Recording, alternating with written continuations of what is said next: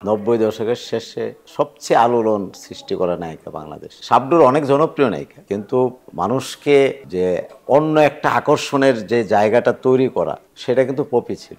শাবনূরের পর পপি, পপির পর পূর্ণিমা, এবং এর মাঝখানে বা তার আগে তো আছে শিল্পী বা আরও অনেকেই। পপি পপি তো 90 দশকের শেষে সবচেয়ে আলোড়ন সৃষ্টি করা নায়িকা বাংলাদেশ। শাবনূর অনেক জনপ্রিয় নায়িকা, কিন্তু মানুষকে যে অন্য একটা আকর্ষণের যে জায়গাটা তৈরি করা, সেটা কিন্তু পপি ছিল। তো ওই টাইমে কিন্তু পপি, শাবনূরের পর পপি, পপির পর পূর্ণিমা, এবং এর মাঝখানে বা তার আগে তো আছে শিল্পী বা আরও অনেকেই। তো পপির মধ্যে আমি তার সঙ্গে প্রথম কাজ করছি সম্ভবত 97 সালে, চিফ অ্যাসিস্ট্যান্ট ডাইরেক্টর।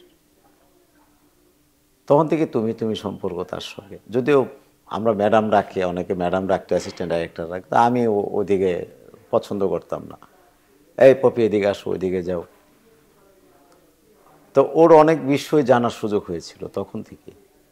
তো পপি অত্যন্ত সাধারণ মনের, ও অসাধারণ মানুষের কাছে জনপ্রিয়, বাট কিন্তু ইদানিং যে ঘটনাটা ঘটছে মা, পরিবার, আত্মীয় এর ভিতর থেকে, এগুলো দুঃখজনক। তারা ফ্যামিলির ভিতর থেকেই এটা মিনিমাইজ করতে পারতো, এটাকে সমাধান করতে পারতো। যেভাবে এটা ব্লাস্ট করাইছে, এটা সুন্দর না, খুবই অসুন্দর। আর ফুটবলের জমিটা কিন্তু সে পাইছে ফেরত, এটা ইয়ের থেকে ফেরত পাইছে, ফ্লাডের টাকাটাও পাইছে। তখনকার কিছু আইনি সহায়তা ছিল, গাড়িটা মনেই তার বেচতে গেছে। তো যাই হোক, তারপর পপির জন্য দোয়া। ওর একটা ছেলে 4 বছর বয়সে দাঁড়াইছে, 21 সালে বিয়ে করছে শুনছি। আলহামদুলিল্লাহ, দেখা হবে পপির সঙ্গে ইনশাল্লাহ, আমার সঙ্গে দেখা হবে ইনশাল্লাহ আল্লাহর রহমতে।